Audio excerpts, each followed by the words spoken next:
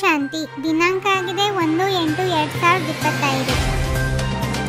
ತಂದೆಗೆ ನೀವು ಮಕ್ಕಳೇ ಪ್ರಿಯರಾಗಿದ್ದೀರಿ. ತಂದೆಯು ನಿಮ್ಮನ್ನು ಸುಧಾರಣೆ ಮಾಡುವುದಕ್ಕಾಗಿಯೇ ಶ್ರೀಮತ ಕೊಡುತ್ತಾರೆ. ಸದಾ ಈಶ್ವರಿಯ ಮತದಂತೆ ನಡೆದು ಸ್ವಯಂ ಅನ್ನು ಪವಿತ್ರವನ್ನಾಗಿ ಮಾಡಿಕೊಳ್ಳಿ. ಮಹಾಭಾರತ ಯುದ್ಧದ ನಂತರವೇ ವಿಶ್ವದಲ್ಲಿ ಶಾಂತಿ ಸ್ಥಾಪನೆಯಾಗುತ್ತದೆ.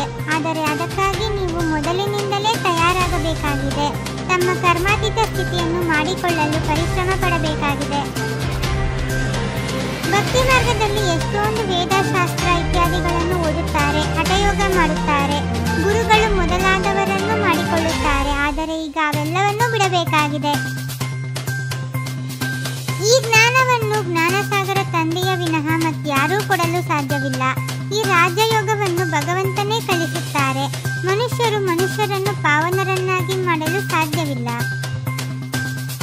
ಇತ್ತೀಚೆಗೆ ವಿಶ್ವದಲ್ಲಿ ಶಾಂತಿ ಸ್ಥಾಪನೆ ಹೇಗಾಗುವುದೆಂದು ಮನುಷ್ಯರು ಕೇಳುತ್ತಾರೆ. ಯಾರಾದರೂ ಸಲಹೆ ಕೊಟ್ಟರೆ ಸಾಕು, ಅವರಿಗೆ ಬಹುಮಾನವೂ ಸಿಗುತ್ತಿರುತ್ತದೆ. ಆದರೆ ಅವರು ಶಾಂತಿಯ ಸ್ಥಾಪನೆಯನ್ನಂತೂ ಮಾಡಲು ಸಾಧ್ಯವಿಲ್ಲ. ತಂದೆಯು ತಿಳಿಸುತ್ತಾರೆ, ನನ್ನೊಬ್ಬನನ್ನೇ ನೆನಪು ಮಾಡಿ ಮತ್ತು ಗೃಹಸ್ಥ ವ್ಯವಹಾರದಲ್ಲಿರುತ್ತಾ ಕಮಲ ಪುಷ್ಪ ಸಮಾನ ಪವಿತ್ರರಾಗಿ ಮತ್ತು ಸೃಷ್ಟಿಯ ಆದಿ ಮಧ್ಯ ಅಂತ್ಯದ ಜ್ಞಾನವನ್ನು ಸ್ಮರಣೆ ಮಾಡುತ್ತಾ ಇರಿ.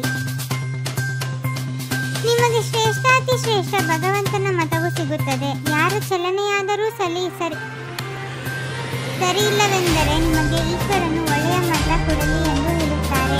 ನೀವೀಗ ಈಶ್ವರಿಯ ಮತದಂತೆ ನಡೆಯಬೇಕು. ತಂದೆಯು ತಿಳಿಸುತ್ತಾರೆ, ಯಾರು ನನ್ನವರಾಗುವರೋ ಅವರಿಗೆ ನಾನು ಆಸ್ತಿಯನ್ನು ಕೊಡುತ್ತೇನೆ. ಯಾರು ನನ್ನವರಾಗುವುದಿಲ್ಲವೋ ಅವರು ಈ ಜ್ಞಾನವನ್ನು ಜೀರ್ಣಿಸಿಕೊಳ್ಳಲು ಸಾಧ್ಯವಿಲ್ಲ.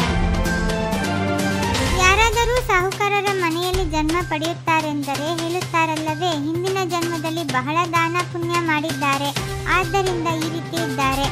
ರಾಜರಾಗಲು ಸಾಧ್ಯವಿದೆ, ಆದರೆ ಅದು ಅಲ್ಪ ಕಾಲದ ಕಾಗವಿಷ್ಟವು ಸಮಾನ ಸುಖವಾಗಿದೆ.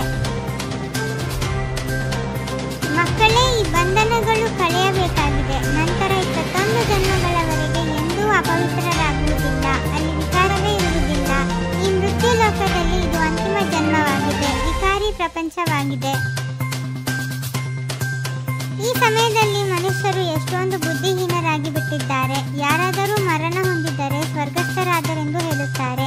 ಸ್ವರ್ಗಸ್ಥರಾದರೆಂದರೆ ಅವಶ್ಯವಾಗಿ ನರಕದಲ್ಲಿದ್ದಾರೆಂದರ್ಥ.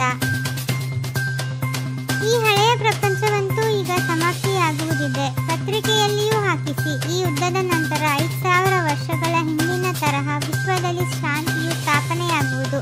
ಅಲ್ಲಿ ಒಂದೇ ಆದಿಸನಾತನ ದೇವಿ ದೇವತಾ ಧರ್ಮವಿತ್ತು. ಈ ಯುದ್ಧದ ನಂತರ ಡ್ರಾಮಾನುಸಾರ ವಿಶ್ವದಲ್ಲಿ ಶಾಂತಿ ಸ್ಥಾಪನೆಯಾಗಲಿದೆ. ಕಲ್ಪಕಲ್ಪವೂ ವಿಶ್ವದಲ್ಲಿ ಶಾಂತಿ ಸ್ಥಾಪನೆಯಾಗುತ್ತದೆ. ನಂತರ ಕಲಿಯುಗದ ಅಂತ್ಯದಲ್ಲಿ ಅಶಾಂತಿಯಾಗುತ್ತದೆ. ಸತ್ಯಯುಗದಲ್ಲಿಯೇ ಶಾಂತಿ ಇರುತ್ತದೆ. ಪವಿತ್ರರಾಗದ ವಿನಃ ಜ್ಞಾನದ ಧಾರಣೆಯಾಗಲು ಸಾಧ್ಯವಿಲ್ಲ. ಸಿಂಹದ ಹಾಲಿಗೆ ಚಿನ್ನದ ಪಾತ್ರೆಯೂ ಬೇಕು. ಇದಂತೂ ಪರಮಪಿತ ಪರಮಾತ್ಮನ ಜ್ಞಾನವಾಗಿದೆ. ಇದನ್ನು ಧಾರಣೆ ಮಾಡಿಕೊಳ್ಳಲು ಬುದ್ಧಿಯು ಚಿನ್ನದ ಪಾತ್ರೆಯಾಗಬೇಕು. ಪವಿತ್ರರಾಗಿರಬೇಕು, ಆಗಲೇ ಧಾರಣೆಯಾಗುವುದು. ಪವಿತ್ರತೆಯ ಪ್ರತಿಜ್ಞೆ ಮಾಡಿದ ಮೇಲೆ ಮತ್ತೆ ಬೀಳುತ್ತಾರೆಂದರೆ ಯೋಗದ ಯಾತ್ರೆಯೇ ಸಮಾಪ್ತಿಯಾಗುವುದು, ಜ್ಞಾನವೂ ಸಮಾಪ್ತಿಯಾಗುತ್ತದೆ.